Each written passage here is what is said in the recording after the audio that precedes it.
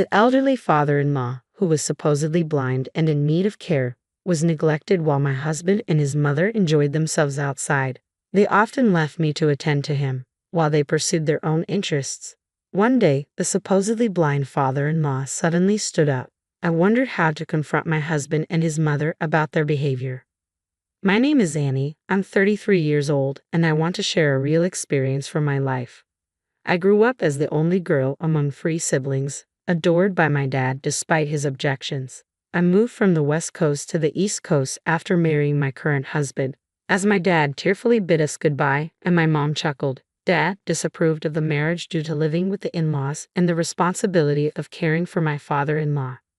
Mom always urged me to follow my heart, but Dad never held my mother-in-law or husband in high regard.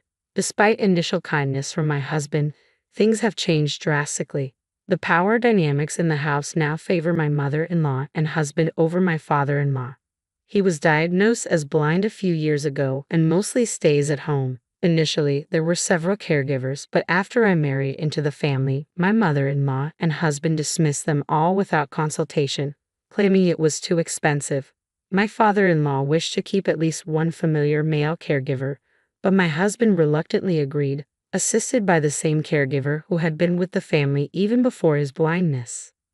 I am responsible for mornings, evenings, and a full day each week when the caregiver is absent, despite working remotely full-time for a company. My husband and his mother have begun treating me as a substitute caregiver. When I voiced my concerns, they retorted, questioning why they allowed someone with my caregiving background to marry into the family, expecting me to manage their baggage. Ironically, they referred to my father-in-law as baggage, despite his wealth covering most expenses. My mother-in-law's treatment of him is appalling, and my husband once remarked callously that if only his father passed away sooner, they would inherit sooner. Despite wanting to divorce my husband, I couldn't bear the thought of my father-in-law being mistreated while I was away. I often felt sorry for him, especially on their days off when my mother-in-law and husband would leave me to care for him while they enjoyed themselves, indulging in careless shopping. Originally, my father-in-law was a significant landowner with several properties that generated a steady passive income managed by professionals. I only handled the payments, but my mother-in-law and husband would siphon off money from the bank account for their own use. When I confronted my father-in-law about this misuse, he sadly admitted, I see that my wife and son only view me as a cash cow. I apologize for burdening you with my care. I reassured him, don't apologize. Using my caregiver's license is what I'm here for. My work is home-based, so helping you isn't a problem. Taking care of my father-in-law wasn't burdensome, but my frustration grew towards my mother-in-law and husband who neither did housework nor held jobs, yet acted superior. My resentment towards this do-nothing duo intensified. Then one day my mother-in-law and husband announced they were going to the Caribbean for 2 to 3 weeks. Don't do anything unnecessary, just focus on your caregiving, they instructed casually. They packed their bags happily and excitedly a week in advance. Once they left, I finally had a moment to relax. To my surprise, father-in-law started changing into a suit on his own. I was taken aback and stared in shock. Come on, dear, let's go, father-in-law said, standing before me in his suit. It was clear from his eyes that he wasn't blind. Father-in-law, can you see? I asked, surprised. Not perfectly blind. Blindness can't be cured completely, he replied, handing me a business card indicating where he wanted to go. 3 weeks later, an oblivious husband and mother-in-law returned, relaxed from their trip. Fun times always end too soon. We're back to reality, my husband remarked with a sigh. In the blink of an eye, do we have to face this gloomy face again? Next time, let's go to the Maldives, my mother-in-law added. Within 10 minutes of their return, the doorbell rang. I answered through the monitor and found 2 men in suits standing there. I recognized one of them, I said as mother-in-law, and my husband looked puzzled. Oh, it's James's lawyer. What brings you here? As the two wondered, father-in-law walked into the living room. He guided the lawyers to chairs and sat down himself. Did he just walk and sit down by himself? Mother-in-law muttered. The lawyers sat down reluctantly, looking at father-in-law quietly. He called me over, and I took a seat next to him. Today, I've set up this meeting for 3 reasons, father-in-law began. The first one is about your husband's affair. Saying this, he pulled out a photograph from an envelope. In it, my husband, Mother-in-law and an unfamiliar woman were captured intimately. Who's this woman? Father-in-law asked calmly. Neither my husband nor mother-in-law said a word in response. Father-in-law continued to reveal more photos from the envelope, several showing my husband with his arm around the woman, clearly enjoying her company, and others of them entering the hotel at different times and places. I've known about your husband's infidelity since he married you, father-in-law stated. He didn't just go to the Caribbean with the two of you, he was with her too. With all the evidence laid out, there was no denying it. Why? How did you?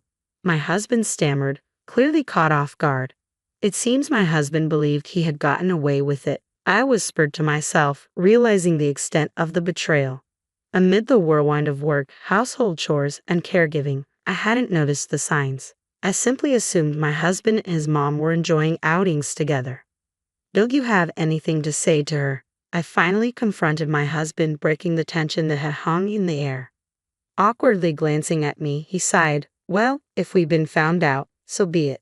Yes, you're just a caregiver to him now. He has a new partner, a so-called common-law wife. My mother-in-law chimed in, laughing. Is this true? Even when directly confronted, my husband could only mumble in response. He made no attempt to explain. We've rented a place for just the two of them. While they enjoy their time, I'm left alone in a hotel.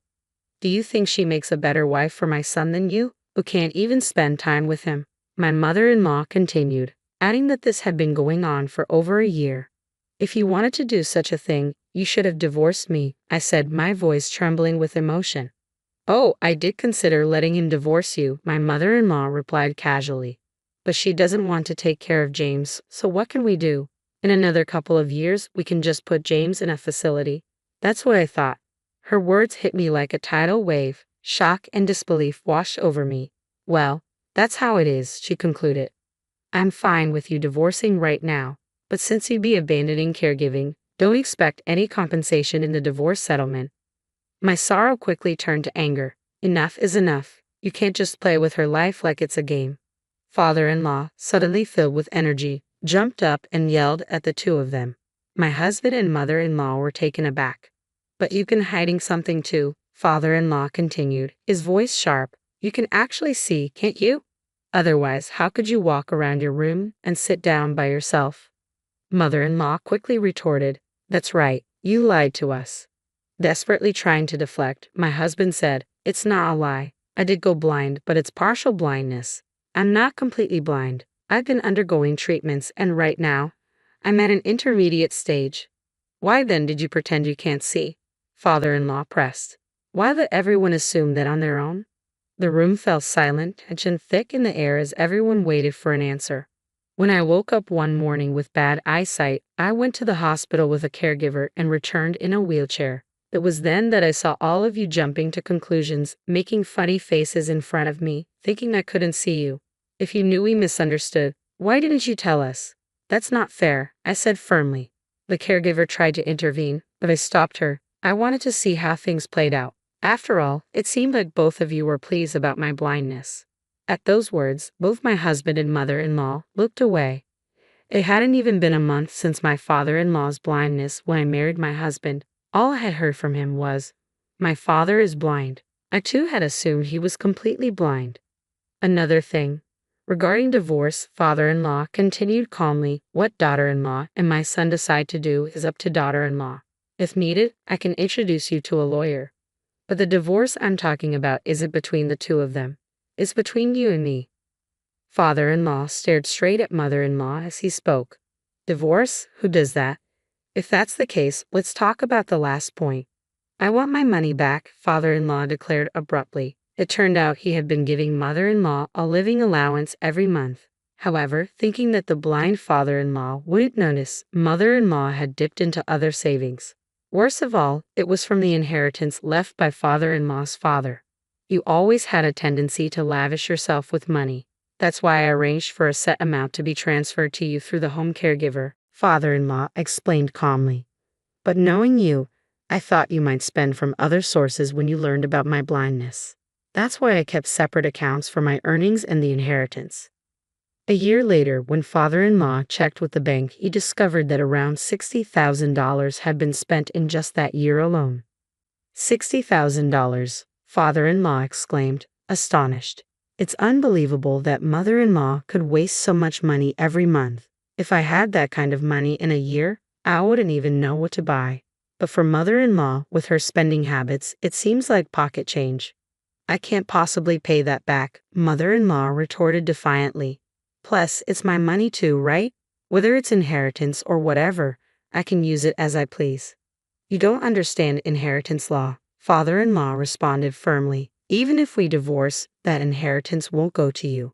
If you can repay that money all at once, I'll let you stay and not proceed with a divorce. But if you can't, consider that $60,000 as property division and quietly agree to a divorce. The real estate owned by father-in-law and mother-in-law had also originally come from his father's inheritance.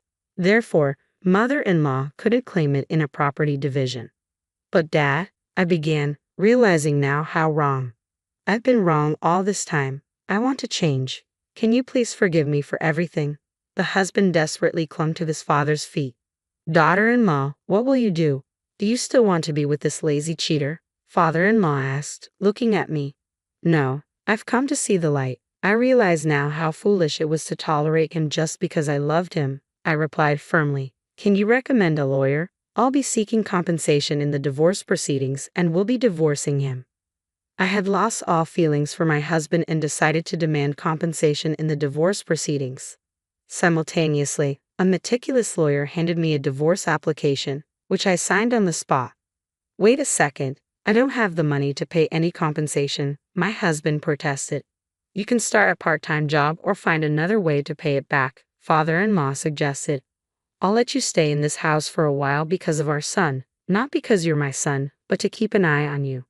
My husband, tears in his eyes, apologized to me and signed both the divorce application and the compensation agreement. Father-in-law then surprised me further. I also want to give you a portion of my assets as a token of my gratitude and apology. I'd rather give it to you than to my son, father-in-law declared solemnly. He handed me a copy of his will. What is this? I asked, bewildered. The original is with the lawyer. I can't give it to you now, father-in-law explained. When I pass away, the lawyer will contact you. At that time, I want you to accept my assets.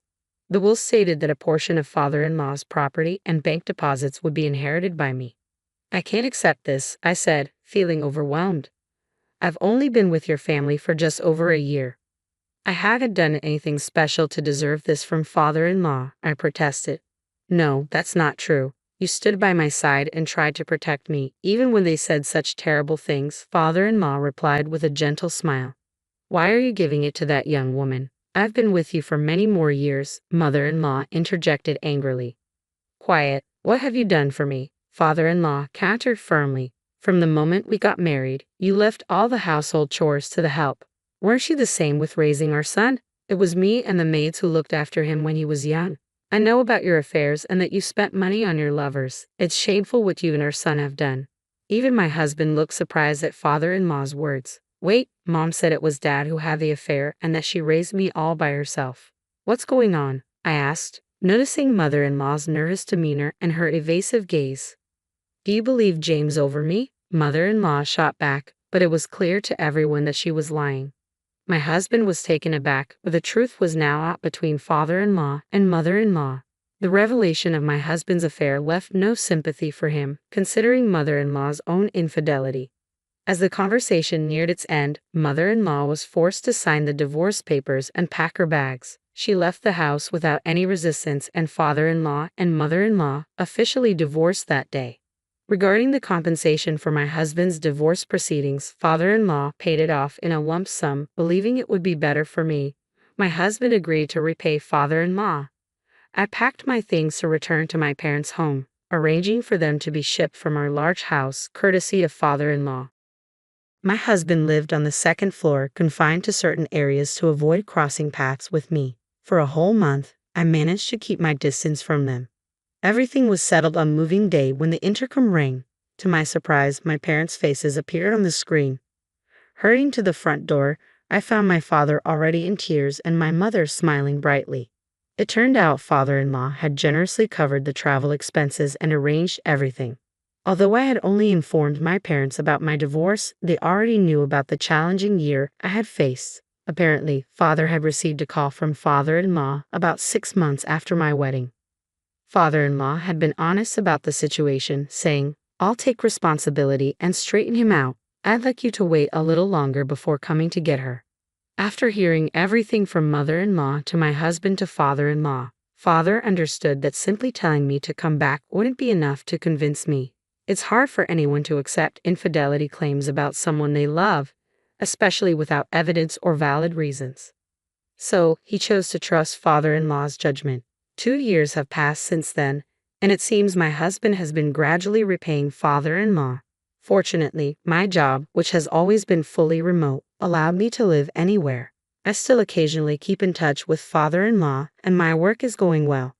Although I once worried I might grow disillusioned with love, that's not the case. I found happiness again with a new boyfriend and am enjoying a relaxed and contented life with my family.